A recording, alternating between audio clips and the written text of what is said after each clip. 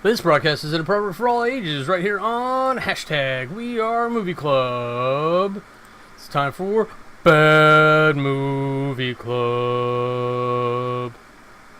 Salutations, I am Cameron, and I am conversation ready. I mean it this time. Let's talk about some Punisher Warzone. This is Bad Movie Club, where we get together to talk about bad movies, or basically whatever I feel like we should watch. And granted, the previous Punisher movies, up at the point of this recording, were not terribly received well, and I think Warzone suffered more from the first one not being received well, even though I honestly think it was done pretty well for having John Travolta in it. Now, that is not a knock at John Travolta. John Travolta has done some amazing acting over the years. He had just reached an odd point in his career by the time we're recording things. And I think he actually did a decent job as a villain in that. Just looking back at his career now, it's a little unexpected. But I like Punisher in general. I like the concept of the Punisher. I think it's a fun way to go. I think that the fact that like other heroes, he's not really a hero. Other vigilantes have problems with him, but they still work with him on occasion because, let's face it, he's really that good. There's a lot of that going on. So, let's go ahead and jump into it. We open on a news report, mostly audio. We finally open on the title. We finally open on a credit sequence. God damn it. Really? Like, open on a movie at some point, really? When we finally do, we open on gangsters at a gangster mansion. It's very apparent like that's what it is. Other than the fact that we're watching a Punisher movie, a vigilante that mainly kills gangsters. Two cops are staking out the place, apparently waiting on Punisher to show up. Maybe. The boss, the gangster boss, the mob boss, if you will, doesn't like that the underboss is dealing in biological weapons. There's a very conversation. It's like, we all know what's happening. The Russians are going to sell that shit to, I think his point was, some kind of Arab gang or organization or terrorist gang that's going to unleash on New York and fuck everyone over. I guess they would be targeting probably the Jewish population. I don't know. Irrelevant conjecture. Objection sustained. And they almost get into a gunfight talking to each other. And one's an old guy like in a wheelchair, for Christ's sake. And the other guy's like the up-and-coming underboss. Like, if you finally die, I'll take over and it'll be great. But they end up waving it off to go eat. Because Italian mafia-style bullshit. But, like, the underboss hangs back, talks to his henchmen. He's like, he doesn't want to go eat with the boss because they're insulted. Obviously, the younger guy is much more American than the older guy. Because the part of the point of eating together is to show that you're still a family, that you're still united, that you still trust each other, not to poison the shit out of everyone. But outside, Punisher's stealthing in. He kills the power. The lights are out. He busts flares to blind everyone. And he just starts killing everyone at the dinner table. And everyone sits there really calm in the dark, kind of waiting for their turn. It's really creepy, if I'm being honest. The lights finally come on, and the people who have been sitting calmly finally decide to panic a little bit. And so he goes loud. He starts shooting everyone at the table. Other people start rushing in. He even hangs from the chandelier and does the spin and shoot. He's insane, and there's just murder everywhere. The cops outside hear the gunfire, and instead of calling for backup, they climb the fence. They even engage the Punisher himself. And he puts his hands up, because if you're unfamiliar with Punisher, he's not just a psychopath. He's a very specific psychopath, and technically he's a serial killer. Which is why the cops want him. But he doesn't kill cops if he can avoid it. They really have to kind of push him, corner him in order for him to fight back against either heroes or cops. And usually with heroes, it's they've got to really be in his way. Like there's a beautiful scene, I've mentioned this before, in the comics where Captain America's just beating the shit out of him for killing a couple of people, and he won't fight back because Cap is like, why would I fight you. You're my hero. So, and like his own way, Frank Castle is a good guy, and he recognizes good values, but he's a murdery son of a bitch. Anyways, oh, we're way past that. So the cops engage him. Where are we at? Yep, and the cop ends up throwing him the keys to the car that they came in. And then he punches himself in the face to try to cover up that, like, Punisher stole his car.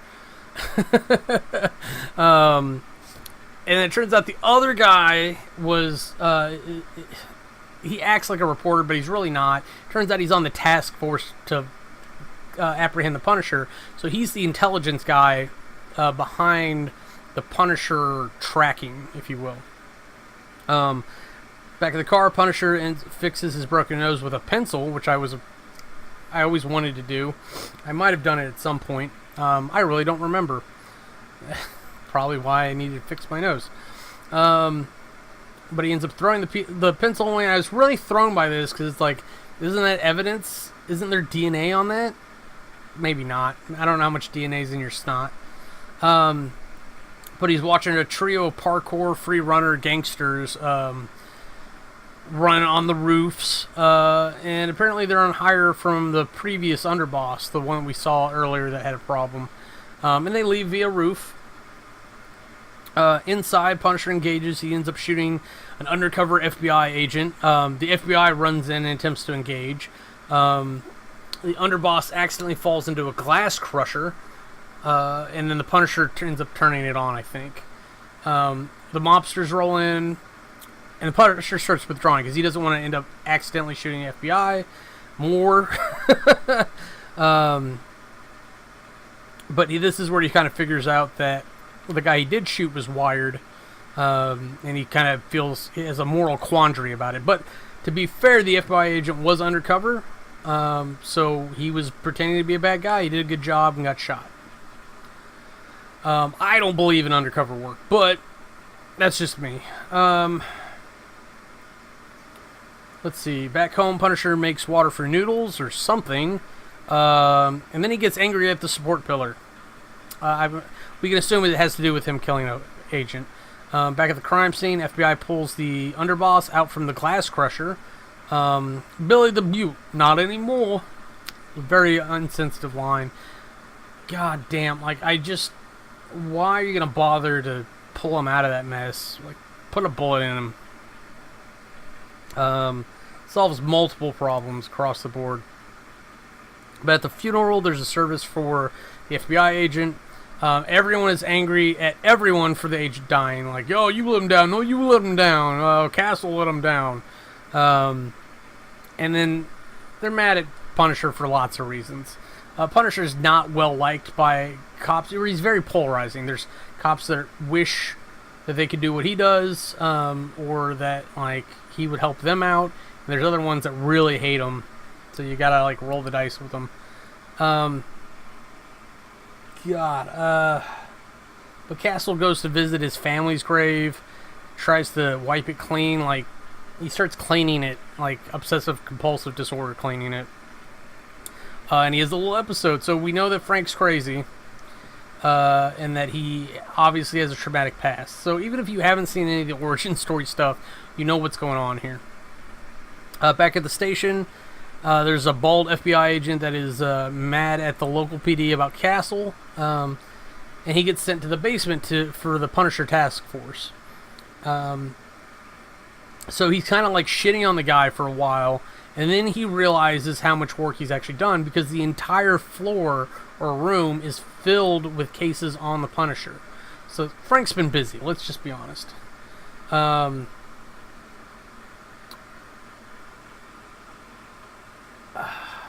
So we cut to some shop. Oh yeah. Excuse me. So if you remember Dennis Nedry from Jurassic Park, he's there selling guns to Punisher. And he even gives Frank a little pep talk about having shot the guy. And I'm sure he's trying to keep his business alive a little bit, but he seems like a good guy. Over at a mob condo, the underboss is now the boss because the previous boss is dead. But he has an argument with his plastic surgeon. Ends up killing him. You gotta remember, he went through a glass crusher. So his face has got to be barely held together to begin with. And the surgeon did his best he could. But because one of his cronies said something, he ended up killing the surgeon. And he renames himself Jigsaw. So they spend a little bit of time reprioritizing objectives, which is essentially get back their money and then kill Castle. Call me Jigsaw. He talks like this a little bit. Just saying. It's like a New York mobster type thing where you talk louder than your face is. Or you talk louder with your face. And I don't give a shit. So there's a school. Frank is watching the kids. He's trying to remember his son. A little creepy. The late agent's wife and daughter are there. So he's spying on them too. And we cut to an asylum. Because we've mentioned, or he got mentioned before, Looney Bin Jim. Jigsaw forces the doctor to get him entry to see his brother, but he ends up killing the doctor. He frees James, and James eats the orderly that's been shitty to him forever, alive. He's a cannibal, and he's really kind of off. He ends up looking around and talking like this, and then he says really eloquent, interesting factoids about things.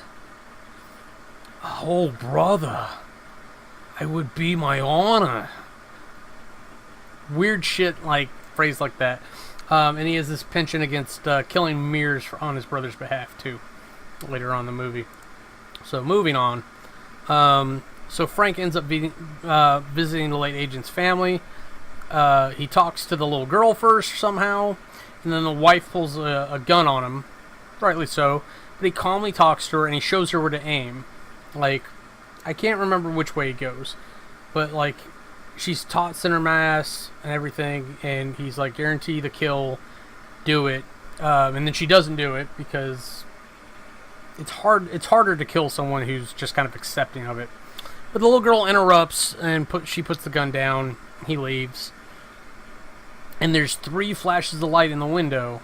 And I don't know if that's the kid signaling to him, or, like, he has a creepy friend next door. I don't know what it is. It's not explained or addressed in the entire movie. Back at the high-rise, Jigsaw's upset about his looks. James comforts him, promises to kill Castle, promises to protect him from mirrors, and proceeds to attack every mirror in the vicinity, to Jigsaw's great delight. Jigsaw ends up parlaying with the Russians. One Russian spits, I believe, at him. I didn't write that down, but that only makes sense. And then Jigsaw ends up stabbing him in the neck. There's nearly another gunfight between mob parties, like there was earlier in the film. And then the Russian kind of stands him down because, quite frankly, the guy deserved a good stabbing in the neck. He was running his mouth and such. Gabagoo. I gotta stop doing this voice. Just remembering how they talk, because it's like it's such thick accents. It's fun. But Jigsaw ends up upping the price from $10 to $12 million because he's like, look, we all know what's going to happen with this. And then given the incident that just happened, I mean, like, they agree. But outside, Punisher notices an arms deal happening. He follows the dealer to the armorer's place and pulls a gun on the dealer. Turns out he's friends with the armorer, Dennis Nedry guy. And they have this like cool get the guns off the street program where they're rebuying guns from gangsters. Either the gangsters want to get out, they need a little bit of money, whatever. But it's one less gun on the street in nefarious hands, if you will. So the Punisher is about to leave, like go out of town leave. And then he changes his mind to go take out a Jigsaw, which I'm sure we can all appreciate. He ends up going to a bar. I'm sorry, apologies. The FBI agent goes to a bar to look for Castle, and the Punisher task force agent is there. He's like, hey, can we be friends? And of course, no. But Jigsaw is hunting the late agent's family, so like we're seeing the storylines, the different characters rapidly run together. Let's see. Task force guy ends up talking about the urban free flow gang as they're jumping rooftops. Punisher uses an RPG to blow one up. Totally overkill. I don't care, whatever. But it's horrible CG, and it appears to be fired from a sawed-off shotgun. So I have no idea what equipment they're actually working with in this. But he ends up shooting the others. He interrogates the leader, who rats out Jigsaw because what does he care about anything, really? And he's just super respectful of the Punisher. So I don't remember, but I think he lets him live. Oh, no, he doesn't. That's right. But he tried. He really tried. So the Punisher ends up dropping him on a spike in front of the task force guys. And then he jumps down and breaks the guy's neck while he's on the spike. The FBI agent pursues on foot. The PD goes around in the building in the car. So, meanwhile, Jigsaw's breaking into the agent's house. Or the dead agent's house. So he's after the wife and daughter. Back in the alley, the FBI agent pulls out a gun on the Punisher. Removes both his sidearms. Punisher's just kind of like, God damn it, I gotta deal with this type thing. But he ends up disarming the guy. He kicks his ass. I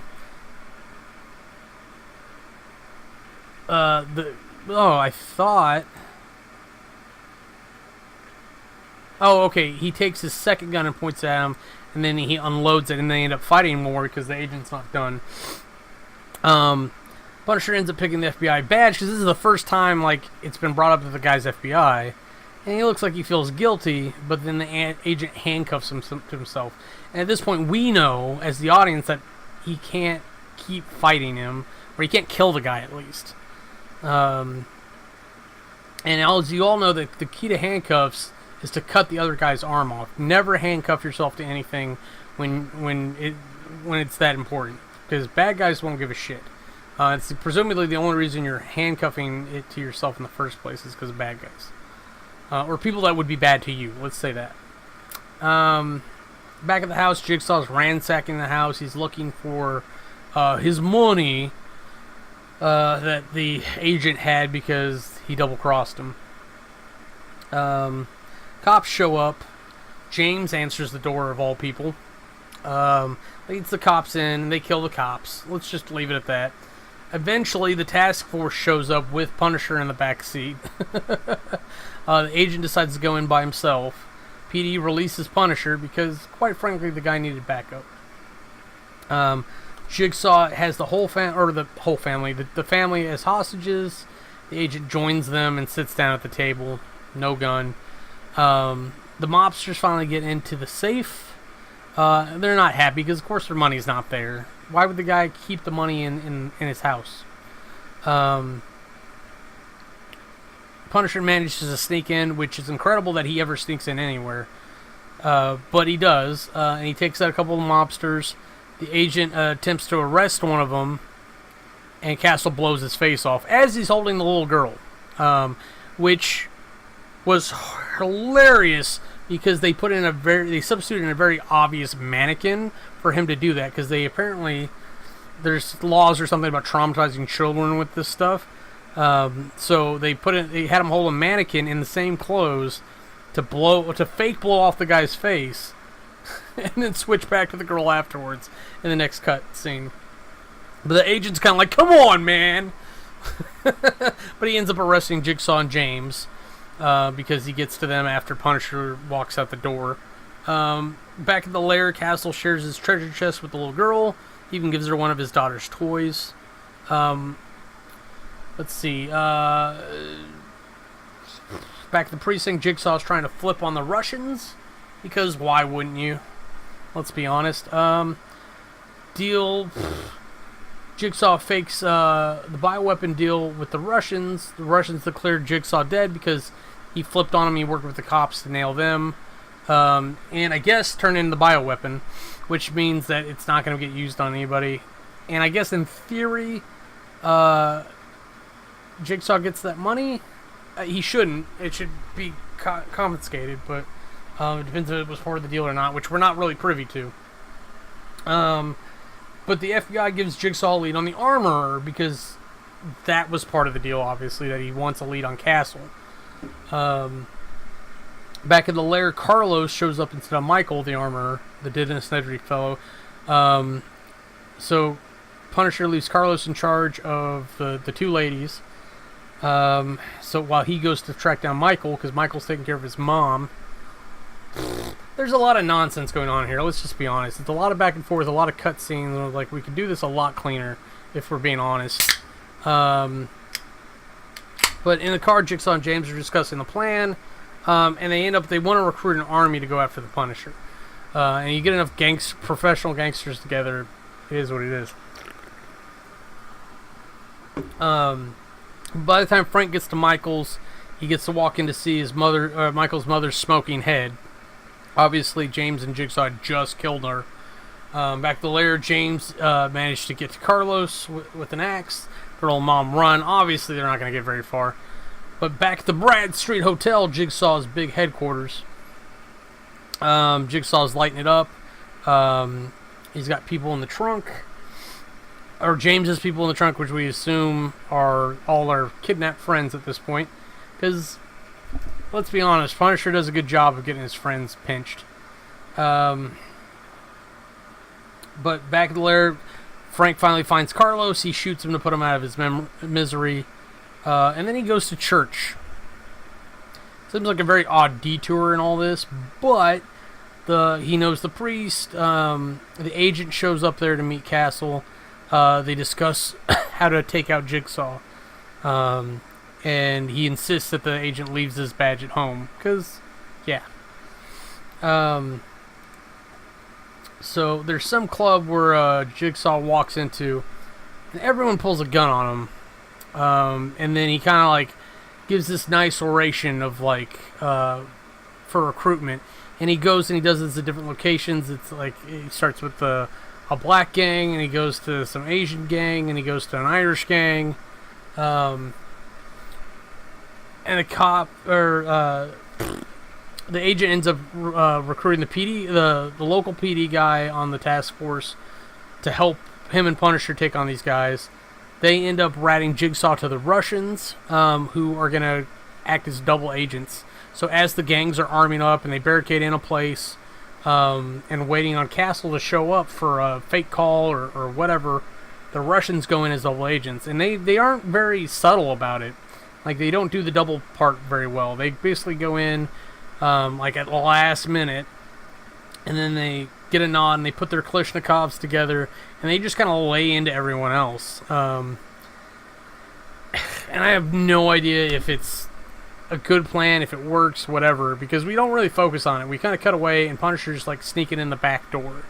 And he knocks out the agent so that the agent doesn't follow him.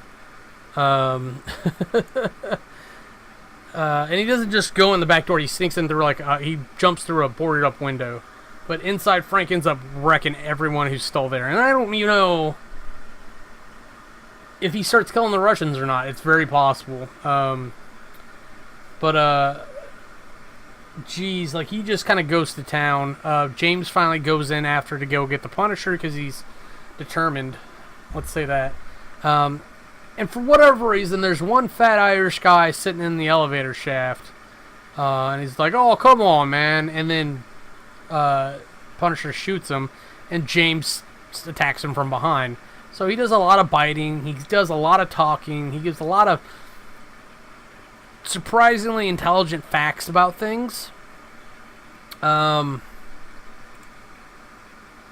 It's a weird villain, it really is. But